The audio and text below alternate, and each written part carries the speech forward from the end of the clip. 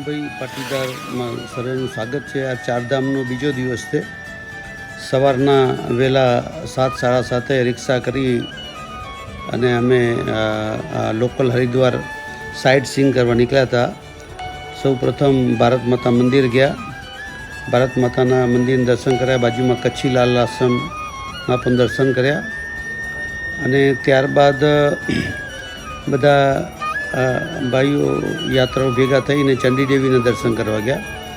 ચંડીદેવીના દર્શન કર્યા બાદ કનખલ ગયા હતા.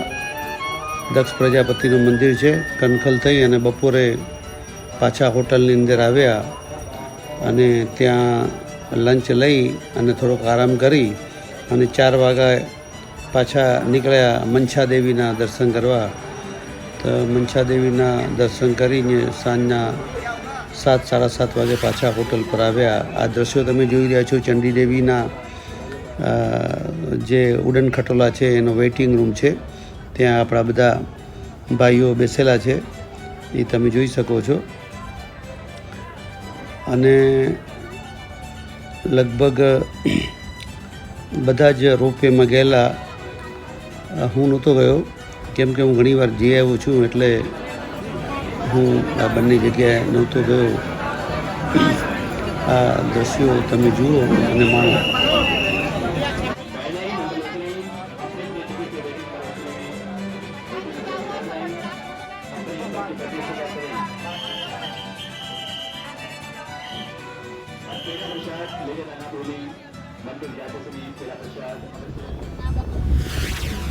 આ ચંડીદેવીના રોપવેના દ્રશ્યો છે. ગ્રીનરી છે. વરસાદ પડ્યો છે એટલે ચારે બાજુ એકદમ મનોહર દ્રશ્ય તમે જોઈ શકો છો. ઝરણાની મોજ.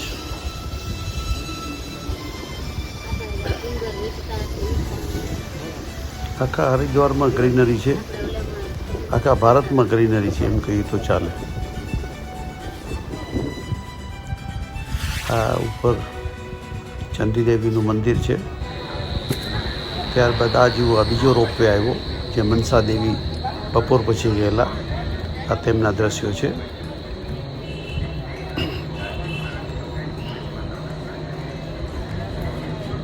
ત્યાંથી પણ સમગ્ર હરિદ્વારનું વિહંગ અવલોકન કરી શકાય. જાણે હેલિકોપ્ટરમાં બેઠા એવું લાગે. આમાં પણ ગ્રીનરી એટલી જ છે. થોડો હાથ બહાર ન કાઢતા અંગે મહિનામાં ધ્યાન રાખવું પડે ગયો નહીં તો કેટલી સંભાળવા પડે છે. એ બી જતી જાય, એ બી લઈ જાય છે.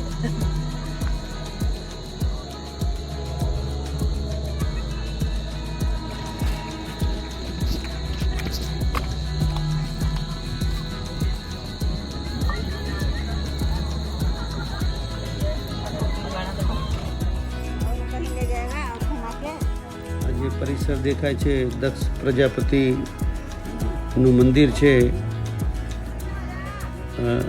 આની અંદર યજ્ઞકુંડ છે, જેની અંદર જે શાસ્ત્રની અંદર લખ્યું છે કે પાર્વતી દેવીએ ત્યાં અપમાન થયું હતું તે પછી એ યજ્ઞની અંદર પોતે કૂદી પડ્યા હતા. એ આ જગ્યા છે અને અંદર યજ્ઞકુંડના પણ તમે દ્રશ્યો આગળ જોઈ શકશો.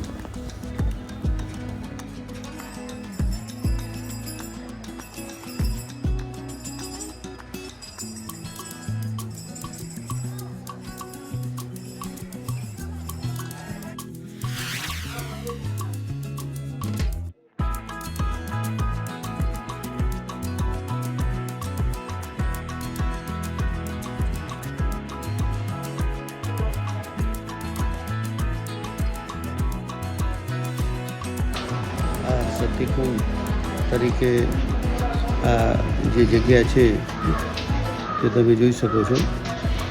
અને અંદર પછી ગર્ભદ્વારની અંદર વિડીયો ઉતારવાની ના હતી.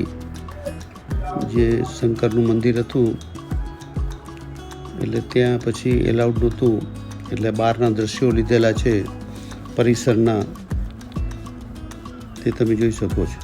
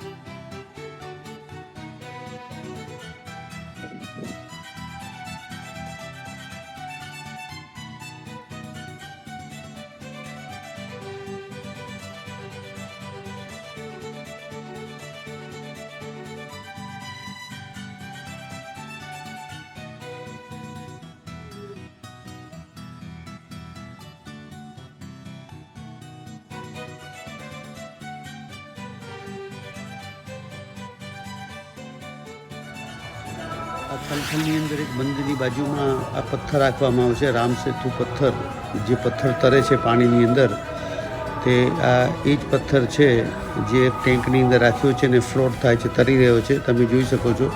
બધા આવીને દર્શન કરે અને પોતે ઈચ્છા પ્રમાણે આની અંદર જે ભેટ આપતા હોય છે. આ ભાગીરથી આશ્રમ છે હરિદ્વારની અંદર. ત્યાં આપણા બાપા જે જીયાપના છે, ધનજી ભાણજી પોકાર સાંસારિક નામ છે, અને તેઓએ દીક્ષા લઈ અને બીજું નામ ધારણ કર્યું છે, પણ મને નામ યાદ નથી, તેથી સંસારિક નામ તમે લખ્યું છે કે આપણે બધા એને ઓળખીએ છીએ. મુલુંડમાં રહે છે અને હવે એ આશ્રમમાં જ અહીંયા જ રોકાય છે અને સંસારનો ત્યાગ કર્યો છે. અને તેમની સાથે જે વાતો કરી બહુ જ આનંદદાયક વાતો હતી. અને 90 વર્ષની ઉંમર છે બાપાની, પણ હજી કડે દડે છે, બધી યાદશક્તિ છે. મને પણ ઓળખી ગયા અને મુલુંડના ભાઈઓ સાથે પણ એ લોકોએ ગોષ્ઠી કરી અને આશ્રમના ગુરુ મહારાજ વિશે પણ અમને એને ઘણું કીધું. એના ગુરુ મહારાજ અત્યારે હાજર નહોતા, 2-4 દિવસ ક્યાંક પરિભ્રમણ કરવા ગયા છે, એટલે તેમનું દર્શન ન થયા. તેમના ફોટા વગેરે બતાવ્યા અને આખું પરિસર અમે જોયો. અને કચ્છી આશ્રમથી લગભગ 3-4 કિલોમીટર અંતરે જ છે આ ભાગીરથી આશ્રમ. અને મોટો આશ્રમ ઋષિકેશમાં પણ છે. અમે આ પહેલી વાર ગયા હતા. અહીં આ ચારધામ યાત્રાના દ્રશ્યો છે. દિવસનું આ વર્ણન હતું. આવતીકાલે બડકોટ રવાના થશું, જ્યાં યમનોત્રીની બીજી યાત્રાની શરૂઆત થશે. વિડીયો ગમ્યો તો લાઈક અને શેર કરજો. ધન્યવાદ અસ્તુ.